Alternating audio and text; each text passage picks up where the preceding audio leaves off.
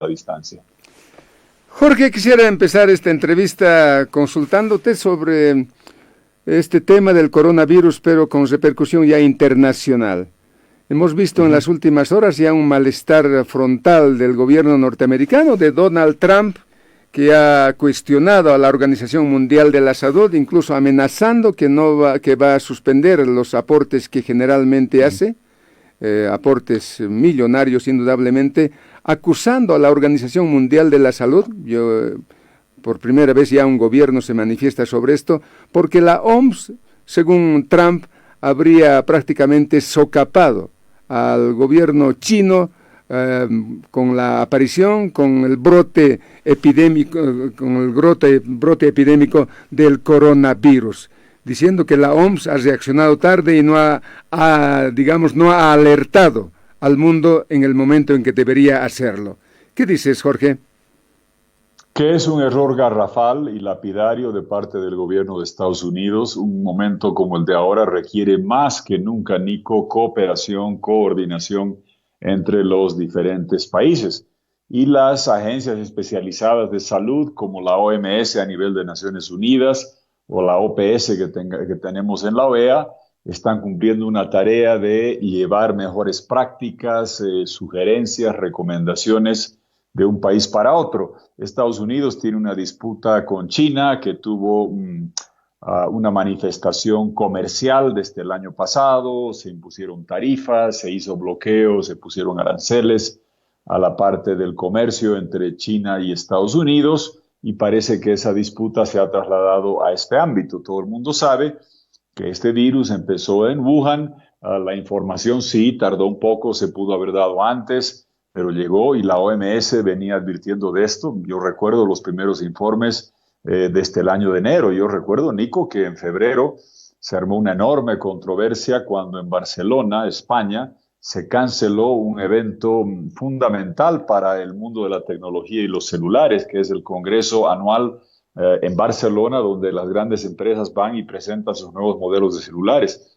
El gobierno de España se quejó profusamente, diciendo que no había razón, pero era una recomendación de la OMS. Te estoy hablando en febrero que se hizo eso. Entonces se sabía que había un problema, que había una epidemia, fue declarada pandemia el 11 de marzo, y aparecer un mes después, el 15 de abril, a querer culpar a la OMS de parte del gobierno norteamericano, creo que hace un enorme daño al marco de cooperación multilateral que debemos tener los países para enfrentar algo que nos está afectando absolutamente a todos, y este es el peor momento posible para recortar los aportes de los países a organizaciones como la OMS. Me parece un lapidario error, y es el intento de querer justificar que las medidas tardías que se tomaron en Estados Unidos obedecen a recomendaciones tardías o demoras de parte de la OMS, cuando en realidad responden al hecho de que el gobierno norteamericano subestimó esto durante un buen tiempo, y al final, recién el mes de marzo, se pusieron a trabajar en eso. Eso es atribuible al gobierno norteamericano y no a la OMS, y quitar recursos a la OMS en un momento como este sería como en Bolivia hoy día recortar el presupuesto de salud ante la pandemia de coronavirus. Un error trágico. Ahora uno pensaría que Trump se está queriendo cubrir las espaldas frente a las próximas elecciones generales, porque si no sale bien parado de esta lucha contra la pandemia, indudablemente los resultados en las próximas elecciones serán lapidarios para Trump, Jorge. Sí, seguramente va a tener un efecto muy grande, porque ahora llega la primera ola, el número de contagiados, que es muy alto en Estados Unidos, el número de fallecidos, pero también llega la dificultad económica. Como tú sabes, Nico, ya han empezado a salir proyecciones, tanto del Banco Mundial, del Fondo Monetario, del BID, que muestran que va a haber una contracción económica brutal este año, como es normal, porque la economía en todo el planeta se ha parado. Y si ves, están mostrando tanto el BID como el Banco Mundial como el Fondo Monetario que la economía, por ejemplo, de América Latina va a caer 4 o 5%, Brasil va a caer, México va a caer, Argentina, todos los países, e incluso el nuestro, de acuerdo a cuál estimado tomas, entre menos 2,9 a menos 3,4, vale decir una caída de 2,9 a 3,4 solo para Bolivia, porque hay una recesión tirando a gran depresión económica mundial, y a eso tienes que agregarle que los efectos de paralización económica del coronavirus, a eso agrégale que van a caer las remesas que recibimos países como Bolivia u otros países de América Latina de hermanos migrantes del exterior, agrégale la caída de ingresos del turismo, que en Bolivia no son tan grandes, pero en Perú, Costa Rica, en República Dominicana son gigantescos. Obviamente ahora no hay aerolíneas, no hay hoteles, no hay turismo. Y a eso agrégale la caída de los precios de materias primas, el precio del petróleo que rondaba los $60 en enero-febrero, hoy ha bajado debajo de $20, Nico. Es el precio más bajo desde el año 2002. En 18 años es el precio más bajo que se tiene de lo que se llama el precio del barril del WTI, que es el de referencia para nosotros. Está debajo de $20, lo cual significa que en julio vas a tener una caída todavía no tan pronunciada, porque en julio tomas el precio de enero a junio. Enero, febrero todavía había buenos precios, de marzo para adelante empezó a caer y ahora está muy por debajo. Y en octubre, cuando ya se refleje el precio de abril a septiembre, vas a tener un precio mucho más bajo del gas natural, con volúmenes más bajos. Muy alarmante leer, Nico, hoy día, que Brasil no está ni siquiera comprando los 14 millones de metros cúbicos comprometidos, que solo ha comprado 10 millones de metros cúbicos. Y para que la gente se dé cuenta qué está pasando, a Brasil le vendimos durante años de apogeo 30 millones de metros cúbicos y llegamos a venderle a $10 el millón de BTU. Hoy día estamos vendiendo 10, no 30, la tercera parte, y estamos vendiéndole a precios alrededor de $4 el millón de BTU y no 10, y ese precio de 4 se va a ir a seguramente 2.50. ¿Qué va a significar eso? Menos ingresos para el Tesoro, para las gobernaciones, para las alcaldías, para universidades. Sí hay un pequeño alivio temporal de que la erogación por importación de diésel y gasolina es más barata en el corto plazo, pero en el paquete combinado, en el conjunto, exportamos mucho más gas de lo que gastamos en importar diésel y gasolina, y esta caída va a significar enormes dificultades para Bolivia. Llega un año muy, muy duro. Desde enero hablábamos de que había que hacer un paquete de rescate por el desfalco económico del MAS, porque se liquidaron las reservas, gastaron casi $9.000 millones de reservas del Banco Central, hicieron elefantes azules, mucha corrupción, pago de costos recuperables, dejaron diezmado y destruido el sistema de salud, y éramos los únicos que hablábamos de la necesidad de un paquete de rescate con organismos multilaterales de cerca de $7.000 millones.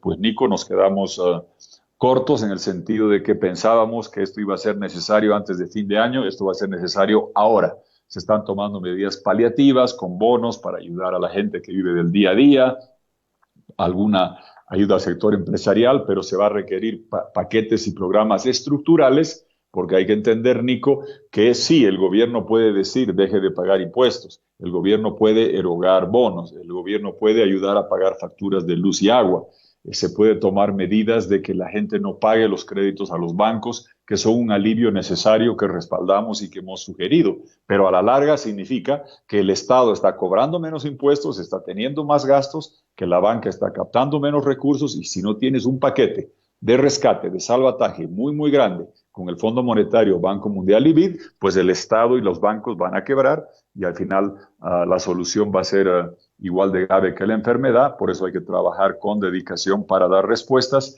Los paliativos son buenos, y me parece que la gente ha entendido perfectamente que lo que enfrentamos es inédito, único, y si me permites, yo destaco y saludo el civismo, el aporte, la voluntad, la disciplina del pueblo boliviano. Es muy fácil, Nico, tú sabes, flagelarnos, decir que los bolivianos somos indisciplinados, que no acatamos las reglas. Pues ahora tenemos dos elementos que muestran que sí estamos acatando la cuarentena en niveles más altos que otros países de América Latina. Google publica cada semana, puedes ver el último, el índice de movilidad de la población. ¿Qué hace? Toma nuestros teléfonos y ve el historial de ubicación. Tú sabes que con mi teléfono Google puede ver si he estado en el Cine Center, si he estado en la farmacia, si he estado en el parque, si he estado en el teleférico, si he estado en el aeropuerto.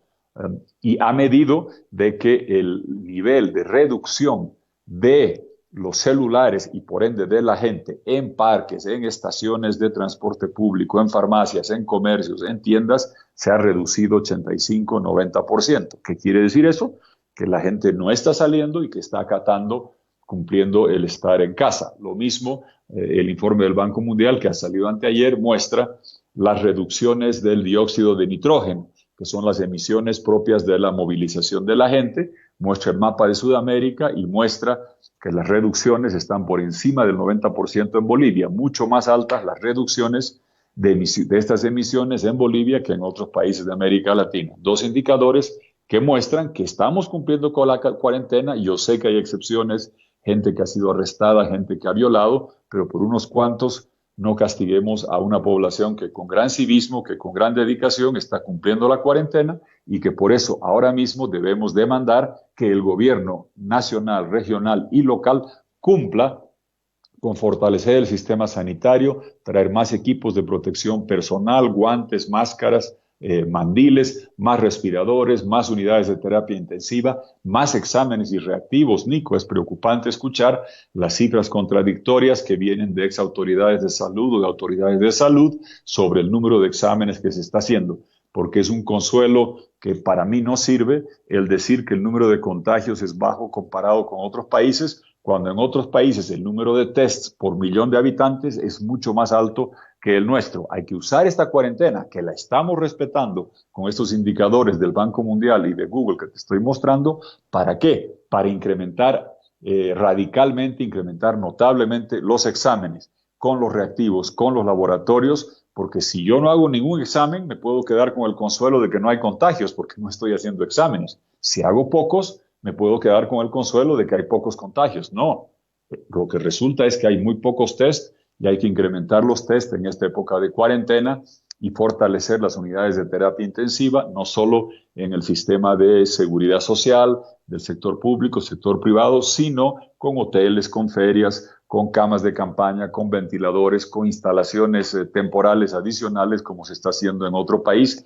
porque el mantener la cuarentena es para bajar la curva del contagio, que permite ganar tiempo para fortalecer el sistema sanitario con la provisión de equipos, de ventiladores, de unidades de terapia intensiva, de máscaras, de barbijos, de las máscaras N95 y sobre todo de tener mayor número de exámenes, test y reactivos para poder contrarrestar el coronavirus. La población está haciendo su parte, ahora falta que las autoridades médicas, que están haciendo un trabajo heroico porque están en la línea de batalla, a veces sin el equipo suficiente, tengan todo el apoyo para llevar adelante los test, los reactivos y la instalación de las unidades de terapia intensiva con ventiladores que van a ser tan necesarias en los días que se vienen. Estamos aquí en el Café de la Mañana, estamos conversando con Jorge Tuto Quiroga, expresidente de la República. Cuando retornemos le consultaremos, cuando primero está la salud del pueblo, no importa endeudarnos. Vamos a hacer una pausa aquí en el Café de la Mañana y enseguida retornamos. Enseguida vuelve el Café de la Mañana.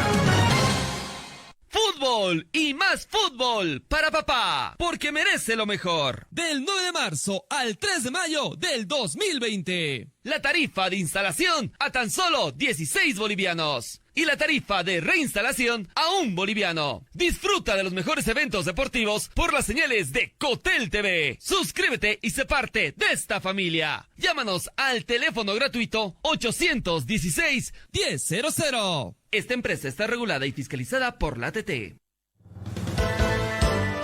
Hoy, más que nunca, los bolivianos nos unimos para vencer al coronavirus.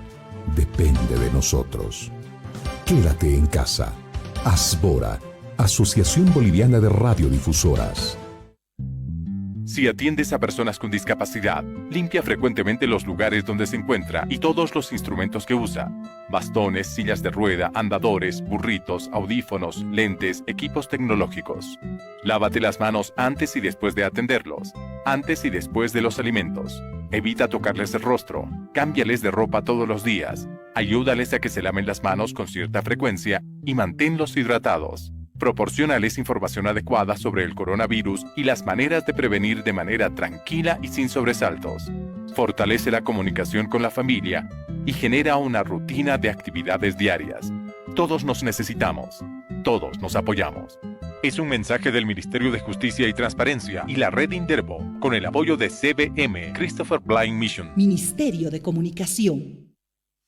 Es tiempo de ser solidarios. Hoy nuestros adultos mayores nos necesitan. Ayúdalos para provisionarse de alimentos o medicinas y evita que ellos salgan a la calle. Si tienes algún vecino que padece de alguna enfermedad, bríndale la ayuda necesaria. Juntos podremos vencer esta batalla. Es un mensaje de Entel. Ministerio de Obras Públicas. Esta empresa está regulada y fiscalizada por la ATT.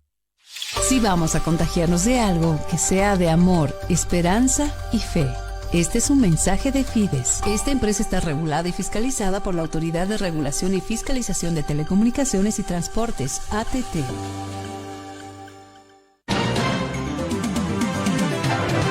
Continúe en sintonía de El Café de la Mañana. El Café de la Mañana. 9 de la mañana, 12 minutos. Estamos aquí en el Café de la Mañana. Estamos en compañía del expresidente de la República, Jorge Tuto Quiroga. Jorge, la situación de los países más pobres va a ser complicadísimo. De seguro, tras esta pandemia, el Producto Interno Bruto de estos países caerán, los índices de crecimiento se irán al piso. Y sobre eso, seguramente muchos países acudirán al crédito para atender toda la problemática social por la que están pasando.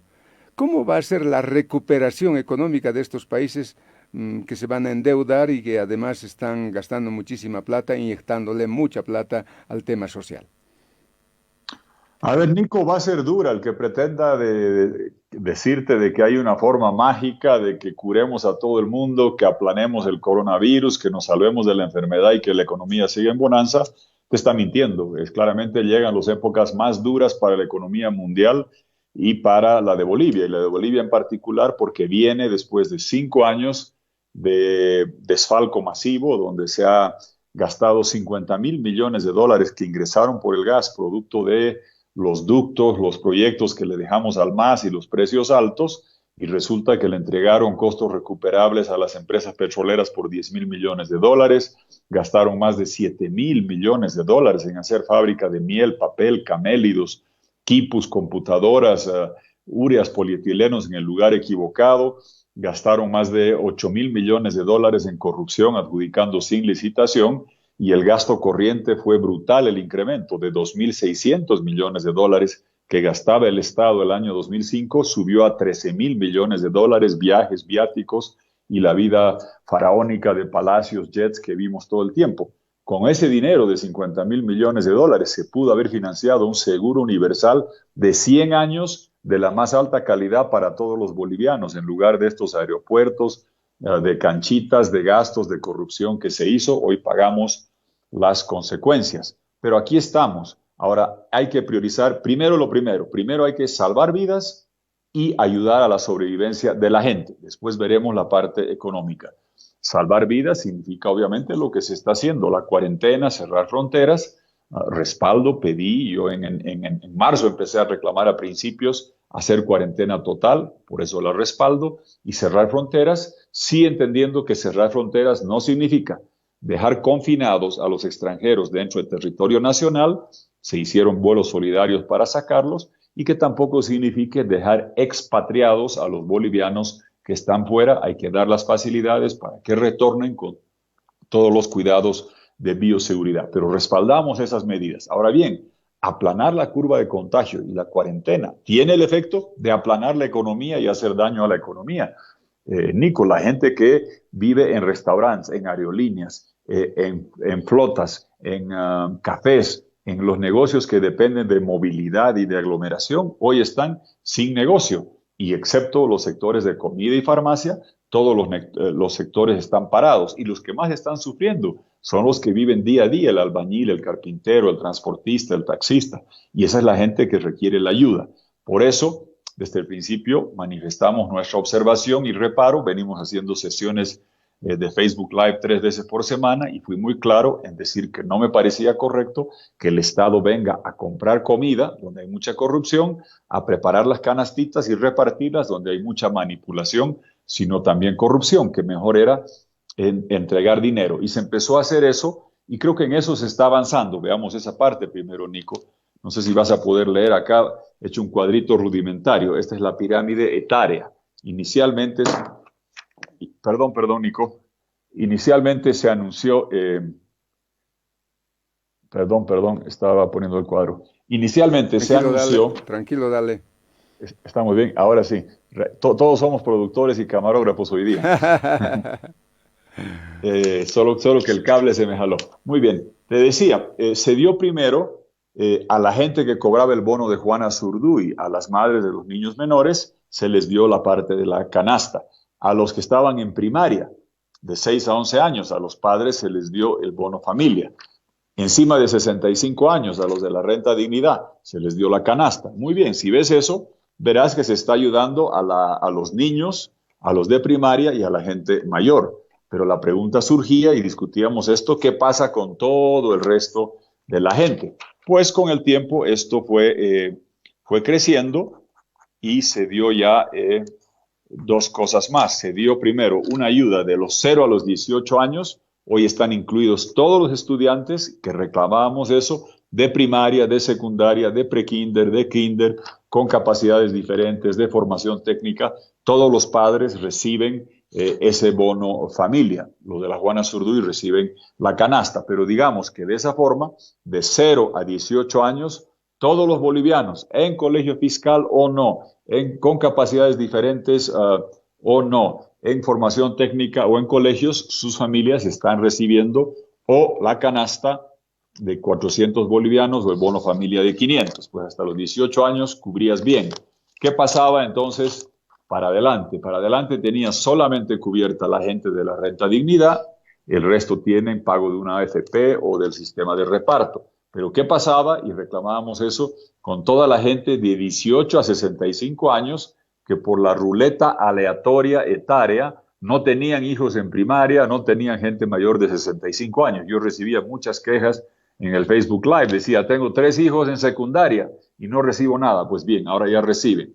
Otra gente que decía, tenemos 3 hijos mayores de edad que no tienen trabajo, estamos todos en la calle, nadie tiene 65 años, ¿qué hacemos? Pues ahora se ha agregado ayer lo que veníamos pidiendo, el bono universal, que toda la gente de 18 a 65 años que no está en una AFP porque no está en planilla del sector privado ni público, ni está recibiendo ninguno de los bonos, pueda recibir también ese bono familia. Entonces, en esencia, ahora has cubierto casi todos y tener un bono universal porque todos estamos sufriendo, me parece un paso muy, muy importante.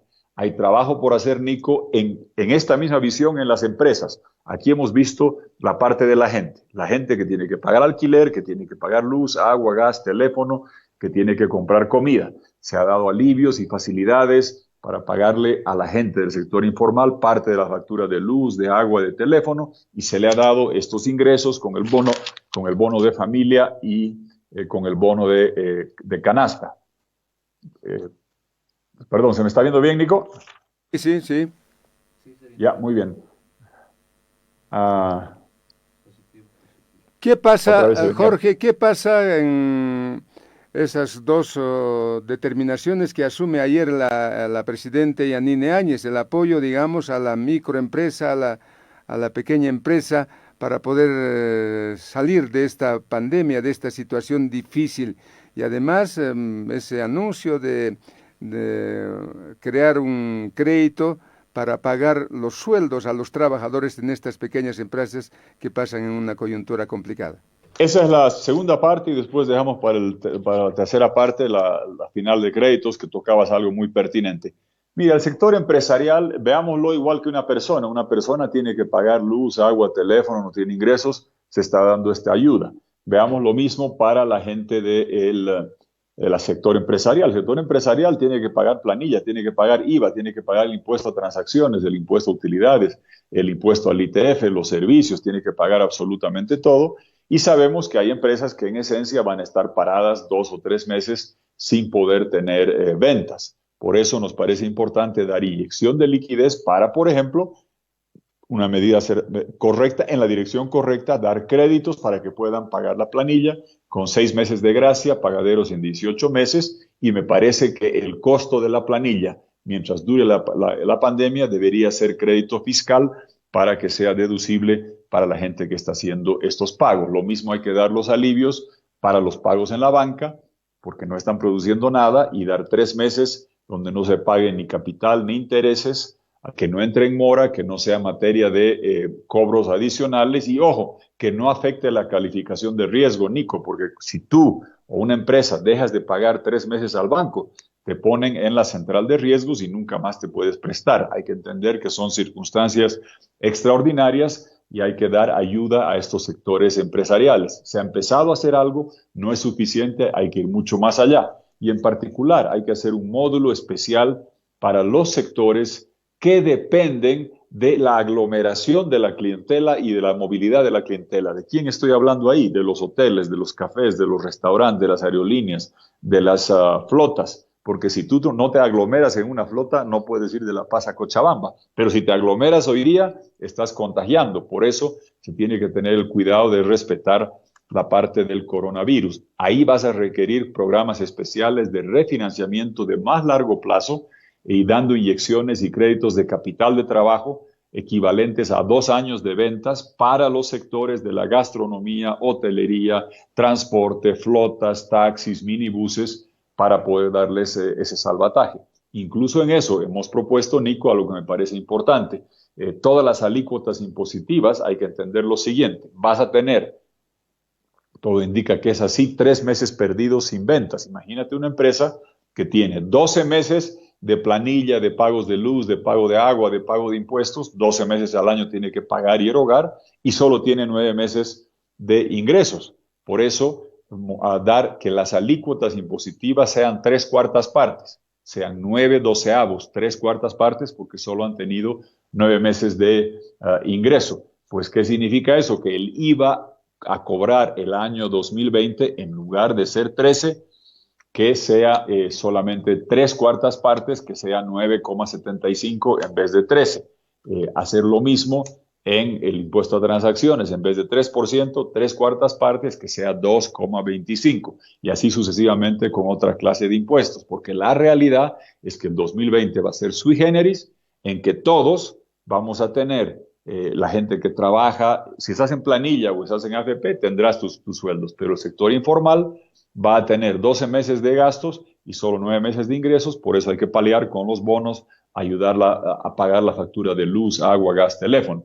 Para las empresas lo mismo, incluyendo viendo la parte impositiva y las inyecciones de capital de trabajo. Y concluyo con lo tercero que mencionabas.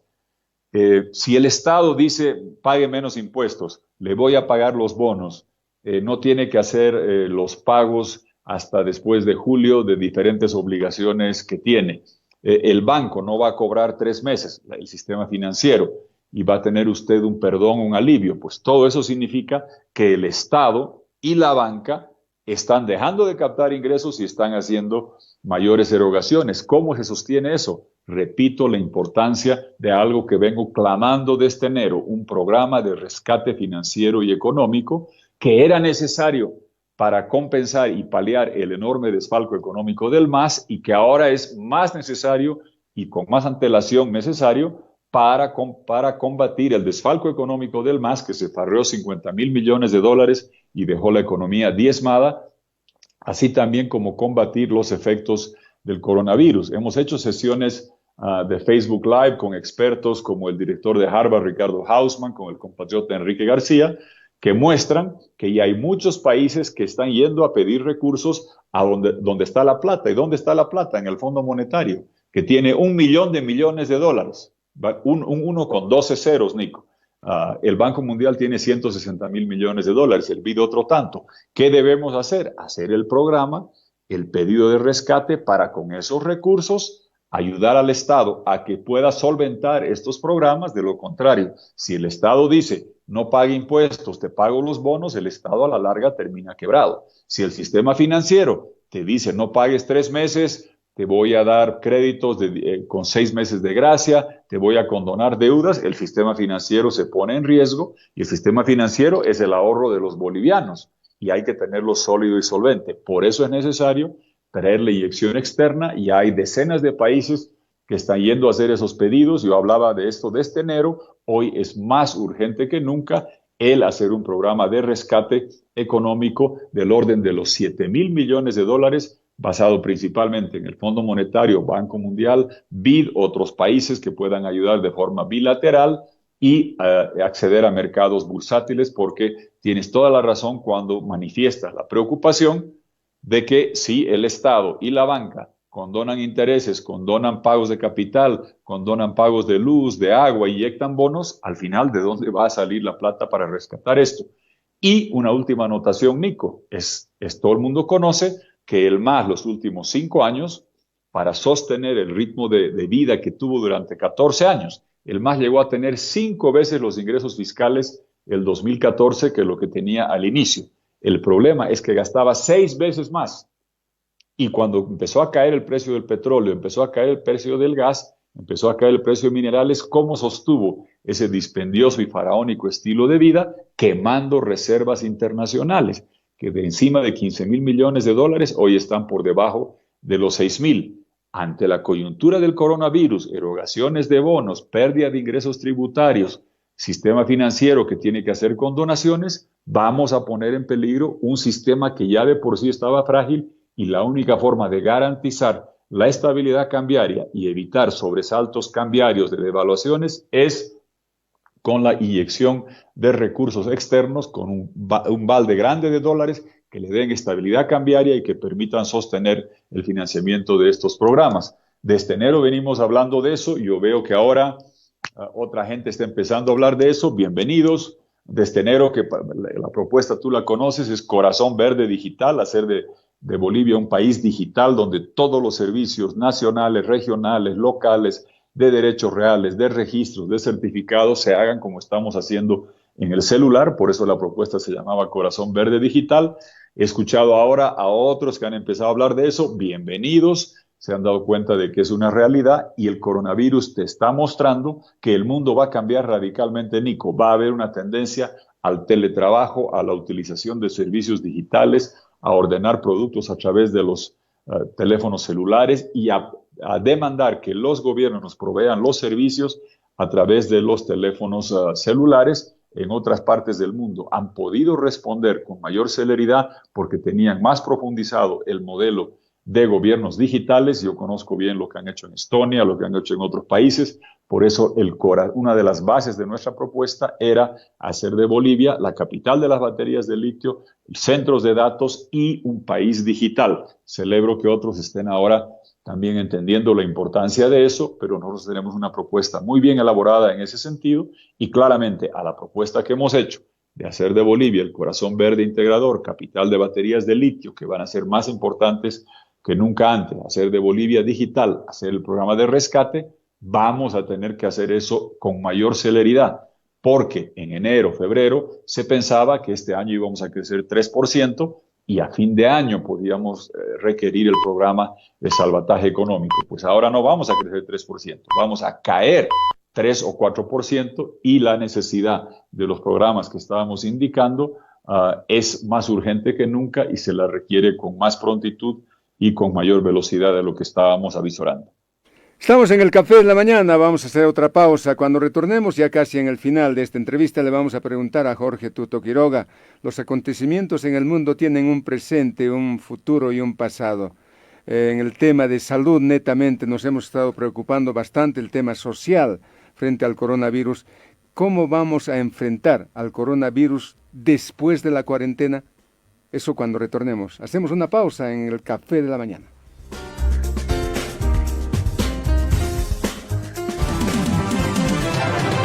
Enseguida vuelve el Café de la Mañana.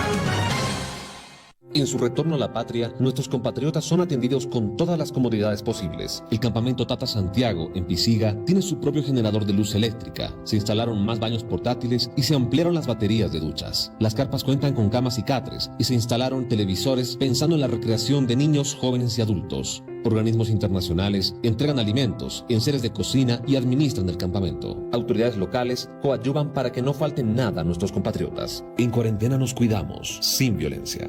Ministerio de Comunicación.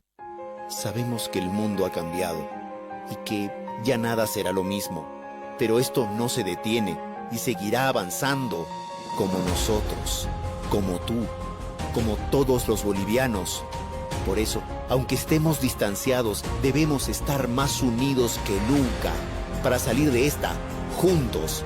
En PIL Nuestro compromiso es seguir trabajando para llegar a todas las familias bolivianas, porque sabemos que unidos somos más fuertes. PIL.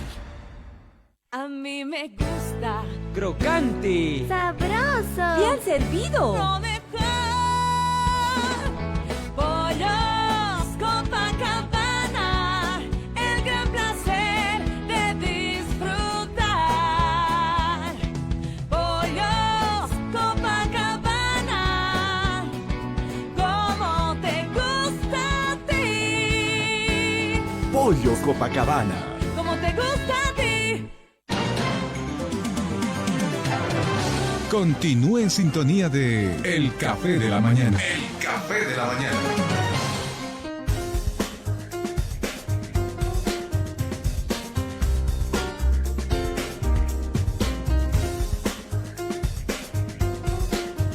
Nueve de la mañana, 32 minutos, 9 de la mañana, 32 minutos, estamos en el Café de la Mañana en este miércoles 15 de abril del 2020. Estamos conversando con Jorge Tuto Quiroga, expresidente de la República. Jorge, la situación que atraviesa no solo el país, el mundo, es complicadísimo, especialmente en el país con una economía pequeña, un país con 12 millones de habitantes. Esta coyuntura que hemos estado viviendo estos días de la cuarentena, la gente ha estado más preocupada del tema social, de sus ingresos, con qué va a comer, de dónde va a sacar plata, por lo que era necesario reformular la cuarentena, qué sé yo, y no se ha preocupado mucho de lo que se está haciendo en el tema de salud, donde tendríamos que apuntar mayor interés, porque de eso depende la seguridad y la vida de los bolivianos. ¿Qué va a pasar después de la cuarentena? Porque de seguro esto no va a terminar. ¿Qué va a pasar después de la cuarentena? ¿Cómo nos estaremos preparando en el tema de salud estrictamente? Si bien ya la gente después de la cuarentena empezará a transitar, no de manera abierta, pero con algunas restricciones, pero de alguna manera va a volver a la actividad. ¿Qué estamos esperando después de la cuarentena, querido Jorge? ¿Cómo analizas? Una pregunta clave la tuya, Nico, porque está claro de que la cuarentena nunca estaba pensada en ninguna parte del mundo, diseñada para durar para siempre, porque ese significaría un colapso económico total. ¿Qué es lo que busca la cuarentena? Lo que dicen los epidemiólogos, aplanar la curva de contagio. ¿A qué nos estamos refiriendo acá? Haré otro dibujito muy rápido. Digamos que tú tienes en un sistema de salud, tienes un nivel de cobertura sanitaria. Esta línea de acá que está negra, supongamos que son las cifras que tenemos en Bolivia, 430 unidades de terapia intensiva, 240 son privadas, el resto son del sistema de seguridad social y de los hospitales públicos. Las cifras que muestran del coronavirus, que de un número de contagiados de cada 100, 80 se van a curar en casa, cuidándose, y 20 van a requerir atención clínica. De esos 20, 15 en una sala normal, sin ninguna atención súper especial, 15 serán tratados así, pero 5 van a requerir unidades de terapia intensiva con ventiladores. Si la capacidad de Bolivia es de 430 unidades de terapia intensiva, y que debe ser un poco menos porque no hay que presumir que están vacías, algunas deben estar utilizadas por personas con afecciones cardíacas, renales o demás. ¿Qué es aplanar la curva? Si esta es la curva del contagio, si seguimos haciendo la vida normal, ¿qué significa? Que el número de contagiados y aquellos que demandan atención sanitaria van mucho más allá de la capacidad de atención. Hemos escuchado al exministro Aníbal Cruz señalar que va a haber 48,000 contagiados y cerca de 4,600, creo que dijo, fallecidos. 4,600 fallecidos en un sistema de salud donde solo tienes 430 unidades de terapia intensiva, significa que tienes mucho más de lo que puedes atender y colapsa el sistema sanitario. Y si colapsa el sistema sanitario, verías escenas que se han visto en otras partes del mundo, donde hay familias con gente con coronavirus que necesitan de vida o muerte un ventilador y una unidad de terapia intensiva con el intensivista y que alcanza una para cada 3 o para cada 4 y hay que escoger quién vive, quién muere, temas que se han visto en otros países que es muy doloroso.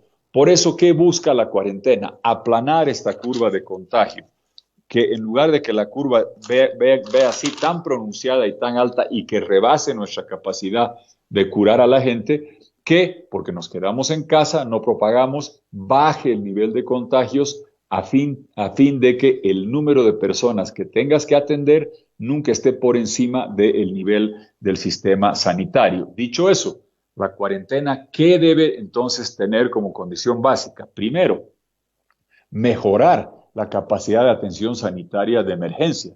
Los números de la OMS muestran que deberías tener un número de camas por cada millón que harían que Bolivia necesitaría cerca de 1.160 a 1.200 unidades de terapia intensiva. Tenemos la tercera parte, solo 400. Nos falta. ¿Qué hacer en esta época de cuarentena? Traer catres de campaña en campos feriales, en hospitales, ventiladores y tener no 400, sino 1.200 unidades de terapia intensiva para poder duplicar, triplicar, si se puede, la cantidad de unidades que puedan atender a la gente que requiere un ventilador para salvarse, porque va a haber contagiados por más cuarentena que tengamos. Y como tú dices, el momento que levantemos la cuarentena va parcialmente, regionalmente, etariamente, para los jóvenes, va a tender a subir otra vez el número de contagios. ¿Y qué queremos de la cuarentena? El fortalecer el sistema sanitario, el triplicar la cantidad de unidades de terapia intensiva para poder atender a la gente que tenga dificultades. Mientras tanto, también suministrar todos los equipos de protección personal, EPPs que le dicen, que son los guantes, con los barbijos, las máscaras N95 con el respirador para doctores, los barbijos, los guantes, los mandiles, para la cobertura de pelo, para los uniformes de látex, todo eso para los doctores. Era un poco jocoso ver a diputados el otro día disfrazados de doctores cuando hay doctores que no tienen el equipo de protección personal. Entonces, más unidades de terapia intensiva con ventiladores, más equipos de protección personal y tercero, más test, los exámenes, los reactivos. A mí me pareció doloroso escuchar estas contradicciones donde el exministro Cruz decía, después de dejar el cargo, que las cifras van a ser muy, muy altas, de cerca de 50,000 contagiados y cerca de 5,000 potenciales fallecidos. El actual ministro de Salud lo contradecía, el viceministro Larrea decía que va a ser duro, que vienen 12 días difíciles. Yo en eso recomendaría al gobierno tener un mando y control único con una posición unívoca. Y si hay oficinas del CEDES que no están colaborando, el decreto del 25 de marzo permite y faculta a intervenir a los CEDES para tener una estructura de mando único para hacer todo esto de fortalecer el sistema sanitario, unidades de terapia intensiva, respiradores, equipos de protección personal y los tests. Yo reclamé mucho por el tema de test. Me pareció sorprendente, Nico, que segunda semana de marzo creo que fue, reclamé y pregunté cómo era posible que ante una pandemia previsible que se venía, que desde enero, febrero se sabía que venía, teníamos un solo laboratorio en el Cenetrop de Santa Cruz que tardaba para dar las cifras, porque te reitero, si no testeo a nadie me puedo quedar tranquilo pensando que no hay contagiado. Si hemos visto cómo los países han combatido esto, aprendamos. En Wuhan, China, cuarentena brutal y total. En Corea, en Singapur, testeo masivo, testeaban a todo el mundo. Si tú estabas en el cine y te encontraban que tenías coronavirus, buscaban por tu celular quién había estado sentado a tu lado en el cine y venían y los testeaban. Entonces, a más tests, menos necesidad de restringir la cuarentena. A falta de test, más debes restringir la cuarentena. Aquí estamos cumpliendo la cuarentena, no teníamos los test, pero se debe tener mayor cantidad de test y reactivos. Sorprendí a escuchar al viceministro Larrea él decir que se había recibido 20,000 tests, pero que no tenían la enzima. Vale decir que eran como un celular sin batería, no eran como adorno. Entonces, creo que hay demasiado énfasis en hacer anuncios, de que vienen anuncios, de que ya va a llegar, de que llegan más respiradores, que vienen más reactivos, cuando lo que se necesita es gerenciamiento público, claro, con información fidedigna, confiable, sin levantar expectativas. Yo quisiera escuchar de las autoridades nacionales, regionales, locales, bajo un mando único, esta semana, cuántos exámenes va a haber, en cuántas ciudades se van a hacer cuántos, a los cuantos días de que hubieran sacado la muestra se va a tener el resultado, cuántos esta semana, cuántos la próxima, cuántos la subsiguiente, y tener centenares de centenares y miles de test para poder tener una idea de dónde estamos parados. Lo mismo quisiera escuchar, decir, tenemos un mando único, aquí está el sistema de seguridad social, aquí están los hospitales privados, aquí están los públicos, ¿cuántas unidades de terapia intensiva tenemos disponibles? 430 menos 80 que están siendo usadas, pues bien, 350, eso no alcanza, hagamos 650, 700 adicionales en coliseos, con camas de campaña, con respiradores. Los respiradores se escucha, se anuncia que llegan 5, que llegan 300, que van a llegar. Yo quiero saber la fecha, la hora en que van a llegar y dónde van a estar instalados, en qué lugar. Porque si los bolivianos estamos cumpliendo con la cuarentena, cívicamente, con toda dedicación, con el sufrimiento económico que conlleva para mucha gente que vive del día a día, tenemos el derecho a pedir que el sistema sanitario se fortalezca, porque la cuarentena es para parar el contagio mientras se fortalece el sistema sanitario, que tiene estos 3 ejes. La parte de unidades de terapia intensiva con respiradores, todo el equipo de protección personal y todo el sistema de test y reactivos. Sabemos que en el mundo hay una competencia feroz por los reactivos, por los respiradores. Por eso tiene que ser el Estado. A mí mucha gente me decía, ¿usted tiene amigos? Sí, tengo amigos en China, en Estados Unidos, pero créeme que en este momento es una competencia feroz y el único que puede ir a comprar masivamente respiradores reactivos que funcionen es el Estado, y debemos pedir que llegue esa capacidad de fortalecimiento para que en la cuarentena se garantice y se asegure que este sacrificio valga la pena, porque estamos usando ese tiempo de la mejor manera para fortalecer la respuesta del sistema de salud, que reitero una vez más, y no me voy a cansar de decirlo, entiendo que hemos recibido un sistema diezmado, destruido, porque Evo Morales pensaba que era mejor hacer canchita que hacer hospitales, que era mejor hacer palacio que hospitales, y ahora cínicamente, sin vergüenza, habla y dice, usen la Casa del Pueblo para sede de cuarentena. No podemos usar Orinoca, podemos usar el Parlamento del Sur, podemos usar todos los elefantes azules. Yo en enero dije, los elefantes azules, Museo de Orinoca, sede del Parlasur, los palacios, todos van a ser hospitales o centros digitales. Lo mantengo y lo reitero, pero me parece muy cínico de un hombre que vivió como faraón delirante, comprándose jet para él, jet para el vicepresidente, helicóptero para él, helicóptero para el vicepresidente, palacio para él, palacio para el vicepresidente, que ni siquiera se desplazaba en movilidad, en helicóptero de San Jorge a la Plaza Murillo, que en vehículo tardas menos de 10 minutos con una cápsula presidencial, iba en helicóptero, y ahora a la hora nona reconoce, confesión de parte, que malgastó el dinero, que malversó el dinero, que no lo utilizó en lo correcto, porque ahora reconoce que lo que hacía falta eran más hospitales y mayor atención de salud.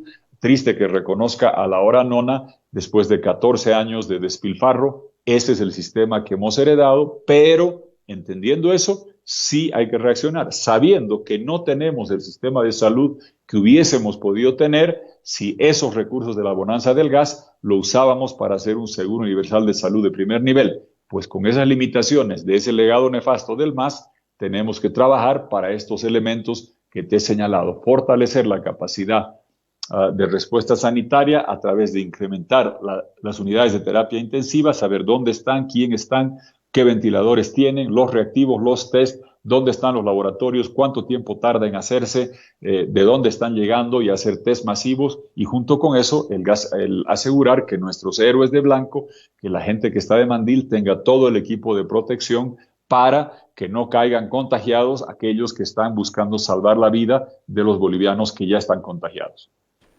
Agradecemos muchísimo a Jorge Tuto Quiroga, expresidente de la República, que nos ayudó en estos casi 40 minutos de conversación. Jorge, ha sido un gusto conversar contigo. Gracias, un abrazo y hasta siempre. Gracias, Nico. Fuerza Bolivia, y a resistir, y felicidades, Tarija, en este 15 de abril en medio de este coronavirus. Pero fuerza Bolivia, a resistir y doblegar a este coronavirus todos juntos.